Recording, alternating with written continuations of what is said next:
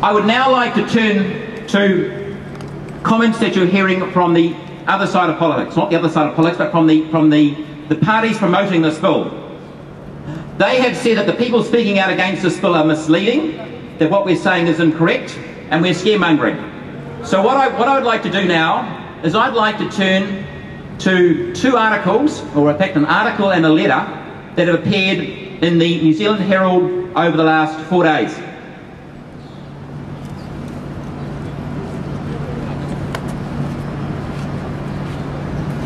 The letter that I'm referring to was in this morning's Herald. It reads as follows, and I intend reading every single word of it.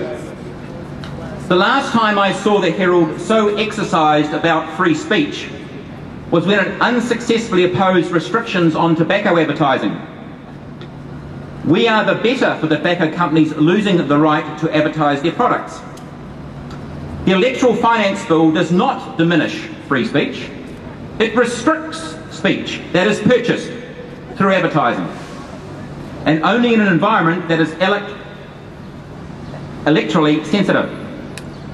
I would be concerned if free speech was being constrained, but limits on the rights to purchase speech are justified to protect our democracy from money politics. Although I can see it might hurt the Herald's bottom line. This is the argument from a person who we shouldn't be here.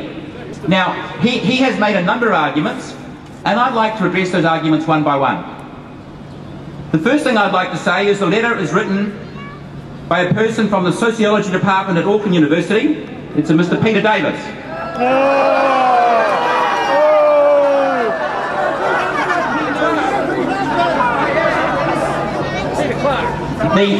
The first point that Mr. Davis makes is he talks about the Herald's opposition to the campaign on tobacco. He tries to link tobacco with this free speech campaign. I find that very sad, and I'll tell you why. I sent what I consider to be a personal and very sincere letter to the Prime Minister on Wednesday morning. I told her why I opposed this bill, but I also told her a number of things that I genuinely admired about the policy that she's introduced in the last 20 years. I told her that I first met her as Minister of Health when she opposed tobacco sponsorship on advertising, and I said to her, the Prime Minister, I said sincerely that I totally supported her position on the anti-smoking bill.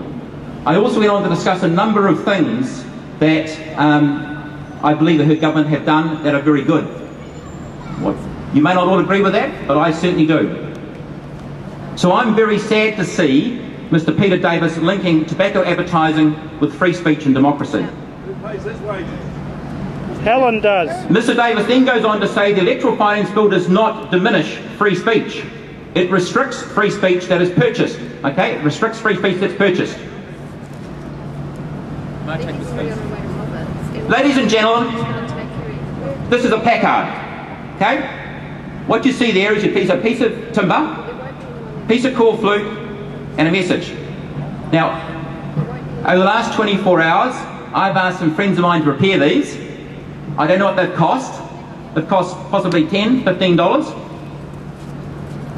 So $15, say, has purchased this banner. Okay? Under the bill that is before the Houses of Parliament right now, that if you wanted to spend $15 next election year, okay, from the 1st of January, in fact, if you wanted to spend $1, you would need to register with an arm of the government. You would need to register with the arm of the government, or you would need to sign a declaration before a Justice of the Peace to spend $15 to buy this banner.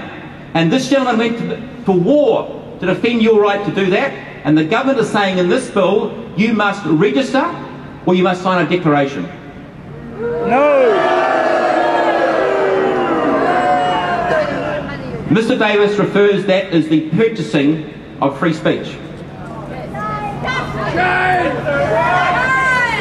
The second thing I'd like to say, or the third thing I'd like to say regarding this letter, is that it's signed by Peter Davis, Sociology Department, Auckland University. Now, when I read it this morning, I thought to myself that the Herald had done a very balanced coverage, because there are letters in the paper this morning supporting the position I'm taking, and there are letters opposing it. And I thought there was a very good balance, and I thought that was good. Because I defend, or I respect the right of Mr Davis to have his views. In fact, New Zealanders went to war to defend that right. In fact, there's a saying that says, I may not agree with what you say, but I'll defend your right to say it. And so I defend Mr Davis's right to express his views.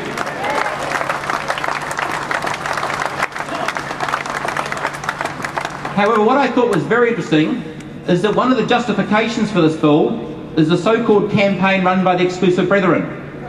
And New Zealanders justifiably thought that that was unfair, thought that was not quite right, that they had been misled. And what the Prime Minister is saying, we need to have openness and transparency. Now, I'm not a member of the staff of Auckland University, and as I read this letter, I thought the Herald had very even balance. I was reminded this morning after I read that letter that the Prime Minister is married to Mr Peter Davis. I don't know if it's the same Mr Peter Davis, but if it is, I don't think that, I thought in this instance, I thought that he would at least disclose his interest.